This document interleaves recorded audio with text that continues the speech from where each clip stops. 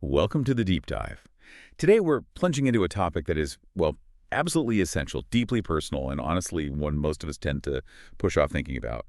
It's how to make sure your healthcare wishes are known and honored if a time comes when you can't speak for yourself. Yeah. For this deep dive, we've pulled from a few key sources. You've shared a really thorough guide from the National Institute on Aging, some great insights on making decisions when you're facing serious illness, and also a really thought-provoking article on how incredibly important culture is in, navigating end-of-life care. Our goal to really strip down what this whole process, it's called advanced care planning, is all about. Why is it so critical, not just a nice to do? And how can navigating it thoughtfully truly change things for you and the people you love? And what's fascinating here, right at the top from the source material, is a statistic that really drives home why this matters so much. Research indicates that when families are forced to guess, what a loved one who hasn't expressed their wishes would want at the end of life, they get it wrong nearly 1 in 3 times. Think about that 1 in 3 decisions potentially going against what you would have chosen, and the agonizing burden that places on your family. That number is powerful, isn't it? It immediately highlights the stakes. The NIA source shares this, heart-wrenching example about Roger. After a severe heart attack, his wife, Donna, and their sons spent days wrestling with whether to continue life support because, they simply didn't know Roger's wishes. That uncertainty, that potential for lingering doubt and even guilt, it's just immense. Planning isn't just about treatments, it's about lifting that weight. Exactly. So what does this all mean for you, the listener? We're going to unpack everything. The nuts and bolts of what advanced care planning is, the specific documents that are your tools, who absolutely needs to be part of these conversations, some of the tough medical decisions you might need to consider, how to make sure your plan is official and accessible, and yes, as our sources emphasize, how crucial it is to consider cultural beliefs and values throughout this process. Yeah. Okay, let's unpack this. All right, let's get started with the fundamental definition. The guide from the National Institute on Aging defines advanced care planning, or ACP, as essentially 3 steps. First, learning about the kinds of medical decisions you might face in the future. Second, taking the time to think through those decisions ahead of time. And third, and this is crucial, letting others know your preferences. Okay. The core purpose is pretty straightforward, ensuring that if you're ever unable to communicate your wishes, maybe due to serious illness or injury, the medical care you receive still aligns with your values and goals for your life and health. And going back to Roger's family for a second, the guide makes such a strong point that having these conversations and getting your wishes down isn't just about you getting the care you want. It's a significant way to protect your family. Yeah. Sharing your wishes proactively can dramatically reduce the burden, the potential for conflict, and those feelings of guilt or depression that loved ones might experience when faced with making decisions without knowing what you wanted. It really is a gift to them. It absolutely is. So how do you actually do this planning? The NIA source highlights 2 main legal documents that are key pieces of this puzzle, often called advanced directives. These are a living will and a durable power of attorney for healthcare. Right. Let's start with the living will. This is a written legal document where you can specify your preferences for emergency or life-sustaining medical treatments. It comes into play only if you are unable to make or communicate your own decisions. Okay. A really important distinction the source makes is that this is not the same as your standard will, Yeah. the one that deals with your property, finances, and funeral arrangements after you've passed away. A living will is focused purely on medical care while you are alive but incapacitated. Got it. Medical care only. Exactly. Then there's the durable power of attorney for healthcare. This document is where you officially name a person. They might be called a healthcare agent, surrogate, representative, or most commonly, a healthcare proxy, someone you trust implicitly to make medical decisions for you if you lose the ability to communicate them yourself. And the source points out something interesting here. For some people, simply naming a healthcare proxy might be more important or even preferred over trying to spell out every single possible medical decision in a living will. It's incredibly difficult, maybe even impossible, right, to anticipate every single health scenario you might face. Absolutely. So a proxy, if they truly understand your values and what's important to you, can work with your doctors to make decisions in the moment based on your guiding principles, even in unforeseen circumstances. That's a key point. Choosing that person, your healthcare proxy, is arguably the most critical step. The NIA guide suggests potential candidates might include, say, a parent, spouse, an adult child, or a sibling, someone who knows you well. Right, someone you trust. And the responsibilities are significant. The source lists common tasks: deciding on treatments and procedures, choosing doctors or where you receive care, managing access to your health information, and potentially even making decisions about autopsy, organ donation, or what happens to your body after death, or even becoming a guardian. Wow, that's a lot. It is. But you can specify how much authority you give them. That's important too. It's definitely not a role to take on lightly or to ask someone to take on lightly.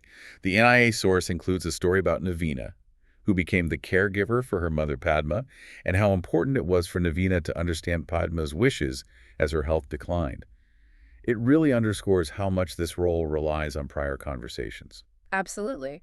And if someone asks you to be their proxy, the source raises some really important questions you need to ask yourself. Like, can you honestly commit to honoring their wishes, even if those wishes are different from what you might choose for yourself? That's a tough one. It can be. And are you truly comfortable speaking up for them to doctors, asking tough questions, advocating fiercely on their behalf, and maybe crucially, are you prepared to potentially navigate disagreements or even conflict with other family members who might have different ideas about what's best? Yeah, that family dynamic piece. It's real. Yeah. So taking on this role means committing to open, sometimes difficult conversations, not just with the person who named you, but also with their medical team and other family members to try and ensure everyone is as aligned as possible. Okay. So once you've thought about who would make decisions for you, what are the actual medical treatments and care options you need to consider and discuss? This is where things get really specific and, frankly, critical to understand. Yeah, the NIA source is quite detailed here. It outlines several common decisions you might include in a living will or, discuss with your proxy. First, there's CPR, cardiopulmonary resuscitation. This is the attempt to restart your heart and breathing if they stop. The source notes it involves forceful chest compressions and can be uncomfortable, potentially leading to broken ribs, although they do use medication for comfort. Okay. Then there's ventilator use, a machine that breathes for you. If needed long-term, a tracheotomy might be done that's inserting a tube directly into the windpipe. It can be more comfortable long-term, but it makes speaking difficult without assistance. Right. Artificial nutrition and hydration or using feeding tubes is another key point. Tubes can go through the nose or directly into the abdomen. The source notes that while these can be life-saving for recovery, studies suggest they offer less benefit for people at the very end of life. Yeah, that's interesting. Yeah, and hand feeding is presented as an alternative that may have fewer risks, especially for patients with dementia. Okay. They also mention devices like pacemakers and ICDs, implantable cardioverter defibrillators. Pacemakers regulate heart rhythm, but ICDs deliver a shock if the heart rhythm is dangerous. The source notes that these shocks can be uncomfortable, and a decision can be made to turn off an ICD if the focus shifts to comfort care. Ah, okay. So that's controllable. Yes. And beyond specific treatments, the source also discusses end-of-life care options. Palliative care focuses on alleviating suffering, managing pain, symptoms, stress caused by serious illness, and it can also provide support for caregivers. Which is huge. Absolutely. Hospice care is specifically for when curative treatment has stopped, focusing entirely on quality of life in someone's final weeks or months. It's often provided at home, but can be in facilities too, and includes support for the family even after death. Okay. The source is careful to point out that hospice and palliative care are distinct, though both prioritize quality of life. And importantly, entering hospice doesn't mean you can't return to curative treatment if circumstances change. That's good to know. It's not a one-way street necessarily. Exactly. The guide also reminds us to think about other specific choices, like organ and tissue donation, and notably brain donation, as things you can specify in your living will. And a very practical yet deeply personal question from the NIA source's worksheet is where you would prefer to spend your final days if you were dying, in a hospital or care facility or at home. That single preference can hugely impact your experience and that of your family. Definitely. Okay, so you've thought about your wishes, maybe talk to a proxy. The next crucial step is making this legally binding and easily accessible. The NIA source explains that living wills and durable power of attorney forms are often combined into a single document known as an advance directive, and it's usually specific to your state. Okay, so one form usually covers both. Often, yes. And getting these forms is easier than you might think. The source lists many free resources. Organizations like AARP, the American Bar Association, the National Hospice and Palliative Care Organization often have state-specific forms available online. The Elder Care Locator can connect you to local resources. There's also the Prepare for Your Care website, which is interactive, available in English and Spanish, partly funded by NIA. The Conversation Project is another great resource. Veterans can find forms through their local VA. So lots of options. Lots. While some websites might charge, there are clearly plenty of free, reputable options out there. State laws do vary on whether you need witnesses or a notary to make it official, but the forms usually provide clear instructions on this. Right. And getting it filled out is only half the battle, isn't it? Knowing where to keep it and who has copies is just as vital. The source strongly advises making several copies, keeping them in a safe, accessible place, not a safety deposit box that's only opened after death, for example. Good point. Critically, share copies with your healthcare proxy, your doctor, and your lawyer if you have one. If you use an online service, make sure your proxy has the login information. Yeah, accessibility is key. And a really practical suggestion from the NIA source is using an advanced directive wallet card. The American Hospital Association has an example.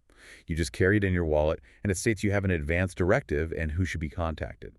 Simple, but potentially life-saving if you're incapacitated away from home. That's a great tip.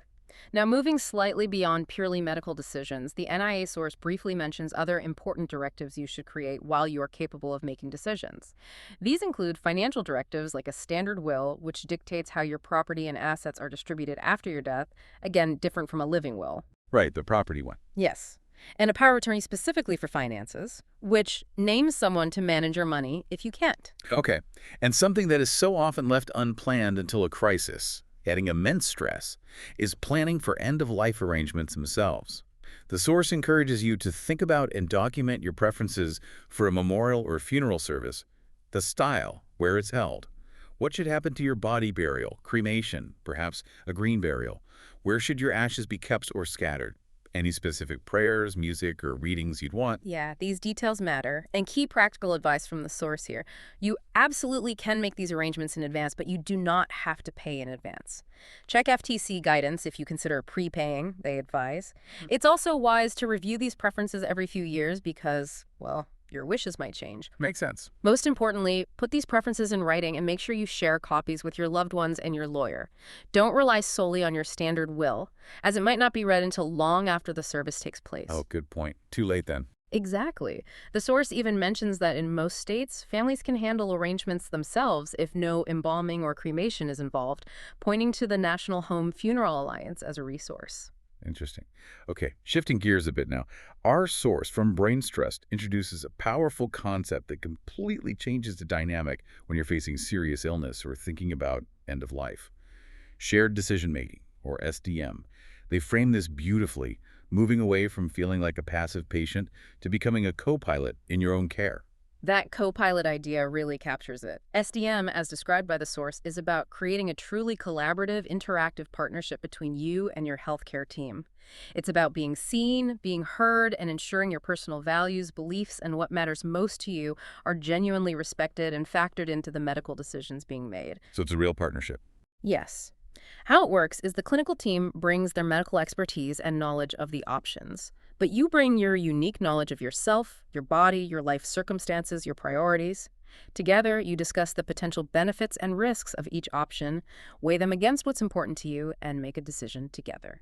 The Brains Trust source notes that this approach can be incredibly helpful for reframing challenges, generating new ideas, and empowering patients, particularly when considering difficult choices, like whether or not to stop a specific treatment. They acknowledge, though, that this is often easier said than done, especially because these situations are intensely emotional and there can be conflicting opinions among family members. That's true. It takes effort. Yeah. And adding another absolutely critical layer to this entire process is the concept of cultural effectiveness and end-of-life care. This is the focus of the American College of Physicians source. As our society becomes more diverse, doctors are caring for more patients from incredibly varied backgrounds. Yeah. And cultural differences can profoundly influence not just what people want at the end of life, but how they communicate those wishes. Yeah, that makes total sense. The article uses powerful case studies to illustrate this. There's the example of Wilma Martinez, an immigrant from El Salvador. Her case highlights how different cultural values, like the expectation in some cultures that the family makes medical decisions, contrasting with the U.S. emphasis on individual patient autonomy, can create real misunderstandings. I can see that. It also shows how communication styles differ. Wilma's nodding might have been a sign of polite respect, but the doctor misinterpreted it as agreement. Oh, wow. Yeah. Tricky stuff. And the Mr. Bird case study reveals another crucial barrier: historical mistrust and ongoing experiences of disparity. The source mentions, for example, documented inequalities in pain management for minority patients, which can understandably lead to skepticism and reluctance to engage fully. Right. The source stresses how vital it is for physicians to acknowledge this history, address mistrust directly, and validate patients' lived experiences with genuine empathy. Exactly. The article defines two key terms here. Cultural sensitivity is about being aware of how culture shapes values and beliefs, recognizing differences and respecting them. This includes recognizing your own cultural biases, even those ingrained in the culture of medicine itself. The culture of medicine. Interesting. Then cultural competence builds on this, adding the specific knowledge and skills needed, like knowing when and how to use interpreters effectively and paying close attention to nonverbal cues across different cultures. Yeah. Now, it's impossible for any physician to be an expert in every single culture, but the source emphasizes they should be knowledgeable about the populations they regularly serve. Even more importantly, they must avoid stereotyping and instead ask individuals about their specific beliefs and preferences. Using open-ended questions is key. So ask, don't assume. Precisely. The source lists numerous areas where culture can heavily influence end-of-life care. How a disease is named or discussed, attitudes towards talking about death, how pain is expressed and managed, perspectives on suffering, the expected role of family and caregivers in decision-making. Views on withdrawing or withholding treatments, attitudes around artificial feeding and hydration, and even specific grief and mourning practices. All of these are deeply personal and often culturally shaped. It really touches everything. Okay, bringing all of this back to the starting point, the message from the NIA Guide Summary is loud and clear. Advanced care planning isn't a one-and-done task. It's truly an ongoing conversation and process. That's absolutely right. The recommendation is to revisit and update your advance directive and continue talking with your loved ones about your wishes at least once a year.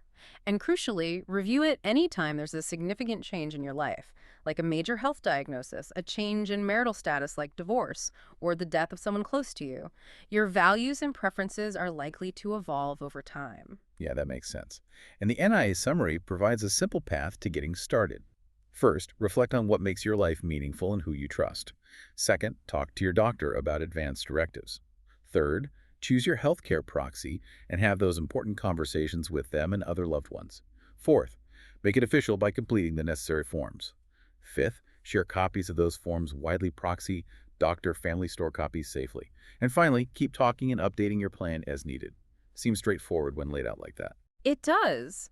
Ultimately, the most important takeaway from all of this material is the profound impact that taking the step to engage in these conversations and document your wishes can have.